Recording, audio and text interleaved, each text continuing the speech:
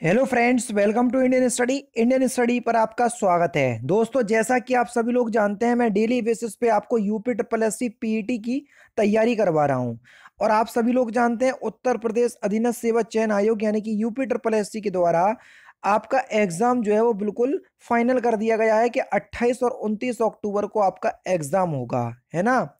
और मैं daily basis पे प्रैक्टिस सेट प्रोवाइड करवा रहा हूँ। ना यकीन हो तो प्लेलिस्ट पे जाकर के देख लीजिएगा, 60-65 प्रैक्टिस सेट मैं आपको ऑलरेडी अपलोड कर चुका हूँ।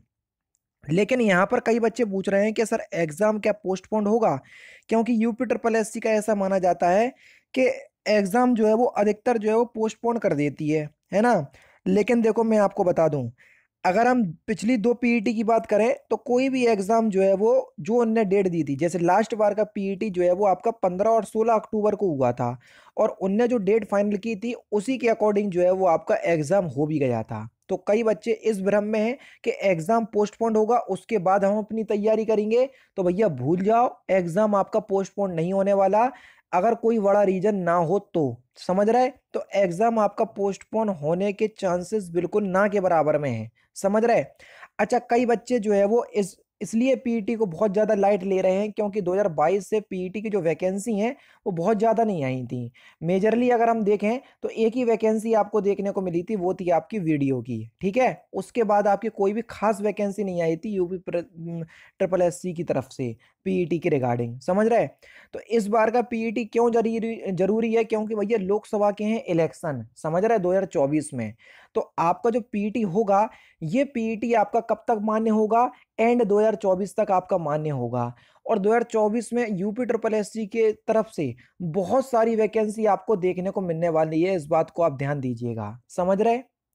तो इसलिए आपका इस बार का पीईटी बहुत ज़्यादा ज़रूरी है, क्योंकि अगर आप इस बार के पीईटी में ज़्यादा से ज़्यादा मार्क्स लेकर के आते हैं तो आपके ज़्यादा से ज़्यादा चांस होंगे सिलेक्शन लेने के, समझ रहे। तो इसलिए आप इस बार के पीईटी को पिछली बार की पीईटी की तरह बिल्कुल लाइटली मत लीजिए, क्योंकि इस बार का पीईटी बहुत ज़्यादा खास है और बहुत ज़्यादा आप लोगों के लिए प्रॉफिटेबल भी साबित होगा। जब आप इसमें अच्छे खासे मार्क्स लेकर के आ जाओगे तो आपको खुद रियलाइजेशन होगा कि नहीं यार, इस बार के पीईटी से कम कुछ नहीं तो 4-6 वैकेंसी आपको देखने को मिली, समझ रहे। और बहुत ज़्यादा वैकेंसी आपको देखने को मिलेंगी इस बार। तो इस बार आप बिल्कुल भ्रम में मत रहो कि भैया जिस जिस प्रकार 2022 का पीईटी इतना कारगर साबित नहीं हुआ तो 2023 का भी नहीं होगा। ऐसा मत करो, क्योंकि आप लोग अगर ऐसा सोच रहे तो आप ये समझ लो आप अपने आप को बहुत ज़्यादा नुकसान दे रहे, समझ रहे। अब कई बच्चे भैया 80-85 नंबर जो है वो कैसे लेकर के आ सकते हैं। तो देखो, मैं आपको बता दूं, 80 नंबर लाना, 85 नंबर लाना कोई बहुत बड़ी बात नहीं है, समझ रहे।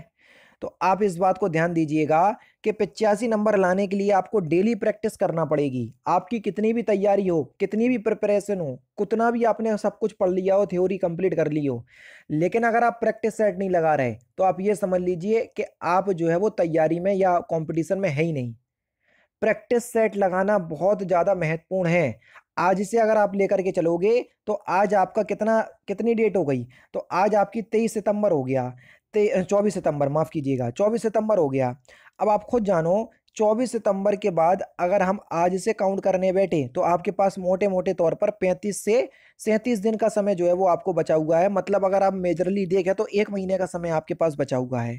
उसके बाद भी अगर आप प्रिपरेशन नहीं कर रहे हो और उसके बाद भी अगर आप प्रैक्टिस सेट नहीं लगा रहे हो तो आप अपने आप को बहुत ज़्यादा अपने पैर पर खुद कुल्हाड़ी मार रहे हैं, आप ये समझ कर चल सकते हैं, समझ रहे।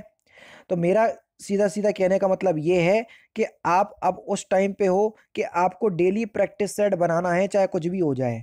मिनिमम तो एक है, अगर आप दो बना पा रहे हो तो बहुत ही अच्छी बात है, क्योंकि 100 मार्क्स का आपका ये क्वेश्चंस पेपर होता है। उसमें से भी आपको 20 और 25 क्वेश्चंस जो है आपको मैथ और रीजनिंग के, क्योंकि जो पाई चार्ट वाले क्वेश्चंस आते हैं वो, और 5 रीजनिंग के क्वेश्चंस आते हैं वो, तो 20-25 क्वेश्चंस आपको सॉल्विंग वाले मिलेंगे। बाकी सारे जो आपके 75 क्वेश्चंस हैं वो आपको याद करने वाले हैं। 5 हिंदी से आएंगे, 5 इतिहास से आएंगे, 5 ज्योग्राफी से आएंगे, 5 साइंस से आएंगे, 5 अर्थशास्त्र से आएंगे, 5 हिंदी से आएंगे। तो ये सारे क्वेश्चंस आपको जो है वो किस में देखने को मिलेंगे?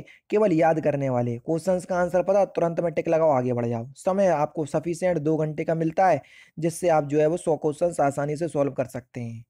तो इसलिए मैंने आपको सारे पॉइंट बता दिए जो आप लोगों के लिए बहुत ज़्यादा यूज़फुल हैं।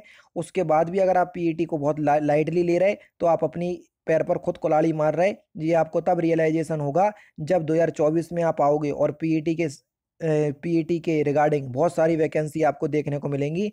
तब आपको ये लगेगा कि यार पढ़ लेते, पीईटी में ज़्यादा से ज़्यादा मार्क्स ले आते तो आज हम इस वैकेंसी के फॉर्म जो है वो अप्लाई कर पाते। तो इसलिए मैं आपसे कह रहा हूँ कि भाई पीईटी बहुत ज़्यादा ज़रूरी है, क्योंकि आप लोग अभी भी लाइटली ले रहे हो तो आप अपने पैर पर खुद कुल्हाड़ी मार रहे हैं।